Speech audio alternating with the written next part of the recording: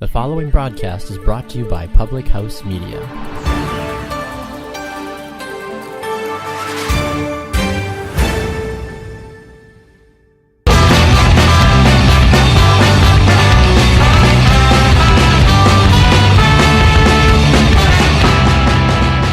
Welcome to How to Write Good. I'm your host, Daniel Poppie. You can find out more about me at danielpoppie.com. Poppie is spelled P-O-P-P-I-E. If you can't spell Daniel, you'll have to figure it out yourself because I can't help you. All right, before I begin this show, because it is the first show, I'd just like to give a brief overview of what this show is about.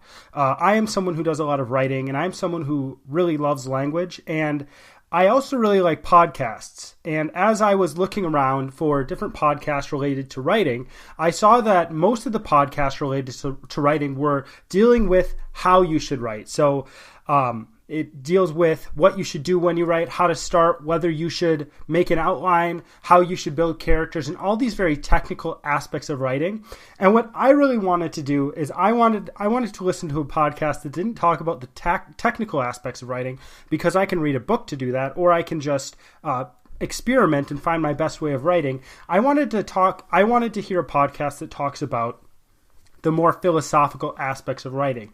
So that would include something like what makes a good character, what makes a book good. Because when I think about books, there's a lot of different books that are good books, but they're vastly different and they're written in a lot of different ways. So you have something like Mark Twain. So he writes Huck Finn and he uses a lot of vernacular in his book. And you have something like the Brontes, and you have very different writing styles, but people would consider those classics. Now, why? And that can't just be answered by looking at the technical aspects of something. We have to look at the quality of what these things are, and we have to look at it from a more philosophical perspective. Now, as I look for podcasts that did this, that didn't just tell me how I should write, I couldn't find one. So this is why I'm starting this podcast, so that I can talk about and I can think about, and I can put out a podcast that talks about writing in a way that's more philosophical and more abstract than other podcasts that are put out, because there's probably other people out there who are interested in something like this. So again, this is more philosophical, more practical. I'm going to focus on writing, language, words, storytelling. I think that language and storytelling are going to be one of the biggest components of this podcast. But along with that, if there's something else that I'm thinking about during that week, I want to bring that in. So as I go through this, I'm going to explain, since this is the first week, I'm going to explain each segment of this podcast as I go through it. The first part of this podcast is our word of the week. Now, I know that all of you have no idea how to talk and you have a really horrible vocabulary, so I'm helping you to gain a better vocabulary through the word of the week. Now, I'm just kidding, of course. I think that it's cool to focus on a word and just think about the word and have a word of the week, because it just makes us appreciate language more. I think learning new words is something really cool, and I'm just going to start off podcast, since this is one related to writing, and writing is made up of words. I'm going to be starting this podcast with a word of the week. Every single week, I'm going to have a new word. So this week's word is Stygian, and Stygian means dark and dismal, as connected to the river Hades. If you can remember from Greek myths, the river Styx is what people rode on. So there was the boat, the guy with the boat, his name was Charon, I believe that's how you say his name. And he rowed people across the river Styx to the land of the dead, to go to the netherworld. So again, that is Stygian, and it means dark or dismal. And you can think of the river Styx when you think of that word.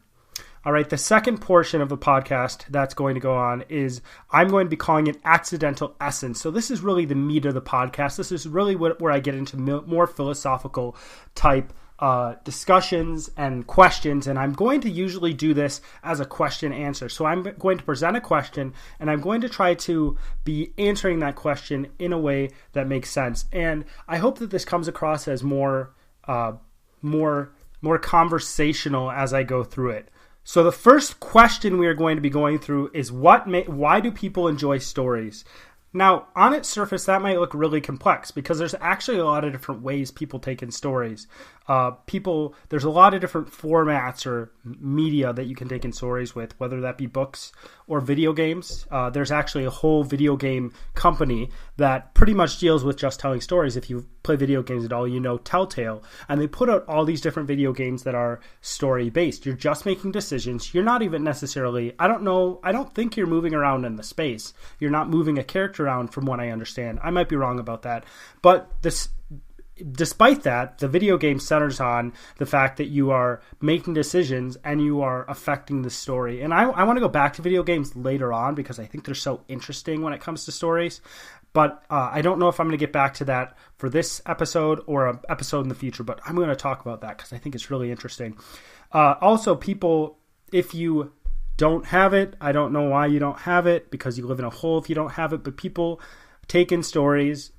As a general rule, actually everybody, 100% of the world, everybody watches Netflix, all right? All 7 billion people in the world watch Netflix. And Netflix is really cool because it's serialized TV, but it's all in one spot. So if you want to, you can binge on Netflix. Now, binging on Netflix isn't very good. It's awful for you. Let's just be real. Binging on Netflix is awful for you. Most people who are millennials have probably done it, but binging on Netflix is awful for you. So millennials especially like stories, and millennials especially like Netflix. And I think that the reason Netflix is something that we are very familiar with, and so we go to it more easily. One of the reasons why I think that people enjoy watching TV generally is because it's really, really easy. You don't have to do anything with it, as opposed to reading a book. So more girls read books than guys. I believe that more women read books than men. The reason why I believe more women read books than men is because women are better with language than men. It's also the case that girls in school are better with reading. They're better readers than boys generally. There's always that one guy who's read 78 books in the weekend, but most, as a general rule, girls are better readers than boys. And if you think about that logically, it's generally the case that if you're better at something, you're going to do more of it. So though I don't have the statistics here, I would bet that girls generally read more than guys, because if you're more capable of it, you can do that. Guys generally tend to play more video games, and I think the reason behind that is because guys like tasks. Okay, and within their, they don't just want to take in stories all the time. They also want something to do. They want their brain to be occupied with a task, and video games provide a task with that. So I think that there's more guys who play video games. That's pretty evident to me. But I think that more girls more girls read books, and everybody watches TV because it's easy. But I think that the first reason that we go to for why people would enjoy stories is escapism. And that's probably what most people would say. And as I watch things about stories, so once in a while I'll be watching something and somebody is talking about video games. It's kind of weird to think about it, but somebody is talking about video games in a more philosophical way, how the story is put together, what makes it good, and these different things like that. I think it's really interesting. But one of the biggest things I think is interesting is the fact that they always talk about the story, okay? And a lot of people, when they're talking about stories, or most people would come back to escapism. So, I mean, everybody deals with pain in their lives, and you want when you're coming home from work. For me, I get home from work and I just want to relax. I want to take time. I want to forget about the world. I want to disconnect. And I think that the reason why we want that is there's pain in our lives. I really think it comes down to that. I think that the reason why we need that dissociation from reality is because there's pain. Because I think that if there wasn't pain, we wouldn't need it as much. For me especially, I think there's a certain degree where I'm like, I get home and I'm not completely satisfied with my life or something like that, or it's just been a hard day, or I'm just tired. Like, being tired is kind of like pain. It's something difficult. It's a mental pain. If whatever, however that works. But within our lives, we have this pain and we want to break from the pain. And I think that if you removed pain from life, people would still enjoy stories, but people would be more focused on life. People would be focusing on their lives more than stories than stories that they're reading or watching, or they're playing the game, and it goes with the stories. But I think that they're trying to get away from pain. The reason why I think that people gravitate towards stories, though, most people would say escapism, and most people would say, oh, we need escapism, but why? Why stories and not something else? Because I think there's ways to have escapism, and you don't necessarily have to have it in a story format. And I think, and I don't know if I'm completely correct on this, because it's something that I recently thought about and something that recently came to me, and as I was thinking, I'm like, that makes a lot of sense. But as I started to think about it, I'm like, I think the reason is social. I think the reason why we enjoy stories specifically is because they're social things. So I want to come back a little bit before I go into this and kind of set up a few premises that I think that most people would agree with. So people want many things that are pleasant in life. We could say people want pleasure in life, okay? But I want to go a little further. So people want like success. People want when they see someone who's successful, even myself, I'm like, man, that'd be great to be in that position. But at the same time, people don't want pain associated with getting these things. And I think you have to train yourself to want the pain associated with these things and enjoy it to some degree. But it's not a basic human instinct to say, hey, I want pain in my life. I don't think it is. And that's why I think it's so easy to binge on Netflix. If we're going to go back to that, don't binge on Netflix. It's not good for you. But I think that people don't want pain in their lives, and so stories provide an out. So they can experience things in stories that don't have pain in them. So you essentially get to experience a life in a way without pain. So for books and movies, you can definitely see this. You're guided along and you're experiencing things. You're kind of taking on the character as you go through it. And in video games, like I was saying before, this is really cool because you not only can see those things, but you actually get to control those things in there. And I think that the actual act in a video game of controlling those things is creation of a story. And I guess some people would disagree with me on that, but I think that within video games, despite the fact that you're veering from the story, there's these video games, the open world video games where you can do whatever stinking thing you want to. You could argue that that's not a story, but at the same time, you could write it down. You could say this person did this and this. It might be a really boring story. It might not be a traditional story in some sense. But in most of these video games, there's things you do that are within the video game that you want to do. All right. So how does this come back to socialization? Well, I just have to ask you this question. What do you need in a story? What do you need in a story to make it interesting? And if I gave you some time if you think about this for a little bit, take a week to think about this, because I'll have another podcast out and then you can come back and you can tell me that I'm wrong. But take a week to think about what makes a story interesting. And I think you'll agree with me if you actually put some thought into it. And what I think makes a story interesting is people, characters, right? If you have boring characters, your story is probably going to be boring. If you have really good characters, your story is going to be a lot better. But you might be like, well, like the setting makes it cool and the plot makes it cool, but you don't have a plot if you have people, and the setting's not as interesting if you don't have people. I could write 50 pages of descriptions of settings, and nobody's going to want to read it because nothing's happening. And I can't write plot without people. And you might say, well, Toy Story didn't have a plot about people, and if you read Watership Down, it didn't have a plot about people, but it does. It just has them in the form of toys and bunnies. Bunnies don't talk. If I wrote a story about bunnies as they are in reality, then it would be really boring because they'd just be hopping around. Like if you watching animals is cool because it's reality. But watching animals or reading about animals in a book, unless you're obsessed with an animal, some people are obsessed with animals. Reading about animals in a story format in books, let's be more specific, would be extremely boring if you didn't anthropomorphize them. That should be a word of the week. So if you didn't give them human characteristics, they'd be really boring. Now, on the same level, if you were not giving those toys in Toy Story human characteristics, that'd also be extremely boring. Gosh, imagine that. It'd be awful. So you're making them into humans, essentially. You're humanizing them. You're giving them a voice. So if you take out the characters of a story, the characters are the characters are the main piece. That's what I'm saying. They're the catalysts. They're the catalysts for what happens in the story. They are the ones who struggle with things. But I'm getting ahead of myself. So how does this work? How do we connect to these characters? Or let's go a little bit further into why it's satisfying to read about these characters, why it's satisfying. So again, I'm going back to my premises. People want pleasure. People want pleasure that's associated with success and doing things in their life. People don't necessarily want the pain that goes with it. Stories provide us with an opportunity to do that without pain. All right, so within books and movies, I think the biggest thing within these stories is really one big thing that we don't get in our own lives is that there's these conversations between characters that are very personal.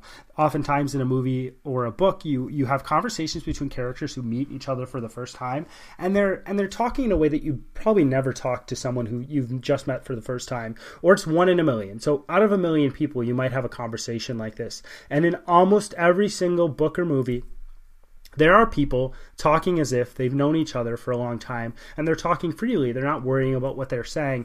And it's not really representing reality well, but I think it's representing a desire in people. I think it's representing a desire in us. We want to be talking to people like that. That's why we probably like book characters more than people in our own lives, because book characters are sharing their thoughts with other people. They're sharing what they're actually thinking, or they're presenting stuff in a way that is real. Like, if you watched a movie and the characters didn't seem real to you, you'd be like, I don't like these characters. These characters are dumb. This is a horrible actor. And in books in the same way, if the characters were presented in a way that was unrealistic, people would probably say they're not very good. The book probably isn't going to be very good if it doesn't seem really realistic. So I think we like these characters more oftentimes than people in our own lives because they are realistic, but they're realistic in a way that we want people to be. It's kind of an idealized image of conversations. Besides that, within books and movies, but books especially, we get the intimate thoughts of a character. I think that most people want to actually know someone on a level that they read about in books. So if you're reading about a character and you're reading about a character in a book that is written well, from my perspective, you get a lot of thoughts from the character. You're getting a lot of who the character is, and it's a very intimate look at the character. And I think that this is also idealized, I think, because in our own lives, we have our own thoughts, but we don't get to see others' thoughts. And there's probably only a few people in our lives that we get to see so deeply into them. And just as I'm thinking about this, it's kind of cool how we're like, man, like, in our own lives, we see somebody else and we don't see what they want. We don't see their desires. We don't see their whole entire life. But within stories, we do. Within stories, we do get to see this. And it's cool to think about that because I don't think people are generally uninteresting. I think it's difficult, for me personally, it's difficult for me to see that people are interesting just because I'm so busy and it's hard to get to know people for me personally. I think that it is harder to see that real person behind the facade that people put up because they're so busy and they've just got to go through their lives. In stories, we kind of break through that. We're like, this is what we want people to be. And I think that people have a lot of flaws. Within stories, those flaws are presented too, and it's not really interesting without the flaws. People have a lot of flaws, but I think for most people, if you break behind that facade, you actually find somebody that you probably would like. There's not a lot of people I dislike in my life. And maybe it's because I actually am involved in writing a lot of stuff. I do a lot of stuff. I really like stories and I'm really focused on the characters. And maybe it's because when I think about people, I have that mindset of, oh, this person is real, but I'm thinking of from a perspective of an author. And I'm saying, well, what makes this person interesting? So I don't really dislike a lot of people in my life. But yeah, so I think we're seeing the intimate thoughts of people, and we want to have that connection to other people, but we don't often get it in real life. Now, in video games, this is really cool, and it goes back to what I was saying before. We embody that character.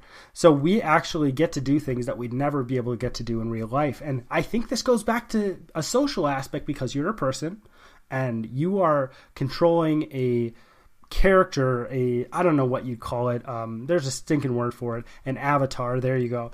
In this story, I just did air quotes and you can't see them anyways, but whatever. You're controlling an avatar in this story, and you get to do what you want with this avatar. You get to control this person in this story, and you get to change the story and what happens in the story. Now you're not really controlling a real person, of course, but I think video games provide a really cool medium. Video games are a really cool medium of art because of what they allow you to do. So if you have another idea about this, I'd love to hear your thoughts. Again, my website is danielpoppie.com. And through my website, you can find me on most social networking sites. So go for it. Find me on those. Follow me on those if you enjoy this. You can tell me what you think. Tell me whether I'm wrong. Add stuff to it. I want to hear people's thoughts about this, because my original goal in this podcast was to have more than one person talking besides me. I really was hesitant to start this because I didn't want to be the only one talking. And in the end, I'm just like, I've just got to do it because there's probably people out there who will enjoy it as well. And I just wanted to share my thoughts, and I want to hear yours as well. So follow me on Facebook, follow me on Twitter. But if you follow me on Facebook, you can send me longer messages about your thoughts. Or if you have questions that you want me to go through, as I did with this. So again, this question talked about why do people enjoy stories. If there's another question like that you'd like me to address in this podcast, feel free to send that to me as well, and I'll add it to my list of questions. All right, so this next segment that I'm going to do is anything that's on my mind. I don't have a title for it. I'm just going to talk about anything that's on my mind. And right now on my mind, video games and board games are on my mind because I'm thinking about the connection between them. And I'm thinking about mechanics. So I think it'd be really cool to create a board game. Within my life, I've kind of come to this point, and I think it's going to go even further than this, where I realize that I can make something and I can build something that is actually somebody actually might want it or will want it. And board games are one of those areas where I'm like, people make these. Like there's a big surge of different board games, and people are really interested in them. I have a friend who the dude has got to have 100 different board games, and they're all these really unique board games. It's really cool. So I've been thinking about that more, and I had some plans drawn up for a board game that I wanted to make, which I think would be really cool. And the board game is actually based off of different elements of a story, go figure. But it got me thinking about video games too. So what I was just thinking about was that both video games and board games have game mechanics that require you to be able to play the game. Within board games, those mechanics are all written down. So you are creating those mechanics. It takes effort from the player to actually have those mechanics happen. And within video games, the game mechanics are hidden, but they mimic board games in some ways. Actually, as I was talking to my wife a couple days ago, I was thinking in my head, you've always got thoughts in your head first, then you want to tell someone about them. That's how I work. I was thinking in my head, I'm like, well, video games originally, things like really these MMOs or RPGs, these RPGs come from board games. So, and other video games come from board games as well. If you really think about it, board games were the original video game. You just had to have other people around to play it. And now we've put it all into a computer, and we've made it so that you don't need someone else to play it because the game plays with you. Essentially, these lines of code allow us to create this world, and it has specific rules for when you hit somebody and different things like that. But originally, board games came before video games, and then when people started to make video games, they started to look at board games for examples. They're like, okay, we're going to look to here. The biggest thing I can see is if you look to Bethesda and their Elder Scrolls series, I believe that you can find this online. I'm almost certain that when they made their first one, they were looking back to board games like Dungeons and Dragons, and they're like, hey, how can we take this and how can we put it into the computer so people can play? Now, what is interesting to me, though, is that board games and video games, they're pretty much siblings. They're siblings in terms of games. Actually, they're siblings in terms of games because they're related. Maybe the board game is the parent of the video game, but I don't know. What I really wonder is whether video game creators look at board games still, because I think there's a lot of really unique board games coming out, and I think that video game creators could be they could use ideas and mechanics from those board games, and they could put them into the computer and put them into their games, and they would work really well in those video games, I think you'd have to tweak them to a certain degree. But yeah, so that's just some random thing I want to talk about this week. That might not happen all the time, but if I have something going on in my mind that I'd just like to share, I'd like to share it with you because I figure you may be interested in that as well. And that stuff is really interesting. All right, and my final section, for as long as I have them, for as long as they exist, there's a lot of them. I think there's about 100 of them, is logical fallacy of the week. I think that thinking well is very important, and I want to learn every logical fallacy so I don't fall into every logical fallacy, because I fall into every logical fallacy every single day. But I want to learn every logical fallacy so you're going to learn every logical fallacy too. Now, you may know these logical fallacies, but I just want to bring it a little further, and I want to talk about it a little further than maybe you thought about it. Logical fallacy of this week is appeal to authority, and you've probably heard of this. So what this is when someone replaces logical argumentation with someone else's expertise. So you could probably hear this if somebody's having an argument. The biggest one that you're probably going to hear is that this scientist said this. That is not a logical argument. That's actually a fallacy. All right? Or if you say, this person said this, therefore my argument is true. If you ever say, well, this person in this field who is an expert said this, it's a logical fallacy. It doesn't necessarily mean that what you're saying is untrue, but logically it doesn't work. Okay? Now, again, the biggest thing I think this happens in is when somebody says, well, a study found that this is the case. And I think this isn't always an appeal to authority, and I'll explain why I think that it isn't.